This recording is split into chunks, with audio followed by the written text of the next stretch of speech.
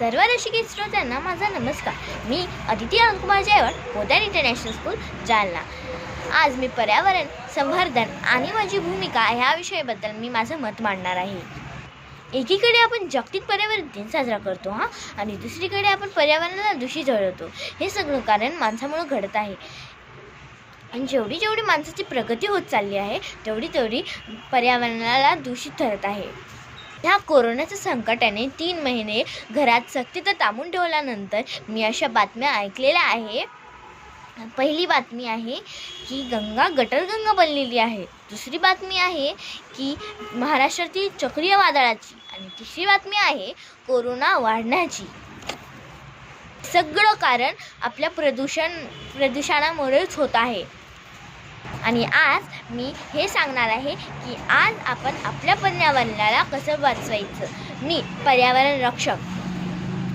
हवा, पाणी, जमीन, वनस्पती, पशु, पक्षी हे सगळं आपल्यासोबत आहे. आणि मी पर्यावरण रक्षक यांना वाचवायची वचन घेते.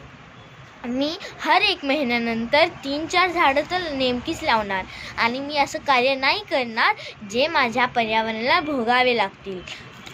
जास्तीत जास्त पाणी वाचवणार आणि पशु पक्षींना हानी नाही पोचवणार. आता तर आपल्या प्रधानमंत्रीनेही एक नारा लावलेला आहे, save the earth and save the life. Save the earth and save the लाईफचं हे म्हणजे की वाचवा आपल्या पृथ्वीला आणि वाचवा आपल्या जीवनाला कसं वाचवायचं. वाचवा आपल्या पृथ्वीला आणि वाचवा जेवढे झाडं कापतील जाईल आणि तेवढी आपली OC2 कमी होत जाईल. तुम्हाला माहीत आहे की सगळे जानवर पर्यावरण एकमेकाशी जुडलेले आहे. ऊन झाडांशी जुडलेलं आहे आणि झाडं किड्यांशी जुडलेलं आहे. किडे पक्षींशी जुडलेलं आहे आणि हे झाडं आणि मग त्याच्यानंतर झाडांना फळ येते. ते फळ माणसाची जीवलेलं आहे. हे सगळे एक चैनीनं बांधलेलं असतं. आता माणूस ह्या चैनीला तोडत आहे.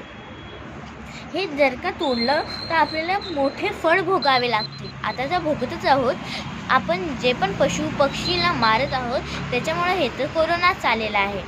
आणि आता मला एवढंच सांगायचं आहे की मला आपल्या पृथ्वीला वाचवायचं आहे. Save the earth and save the life.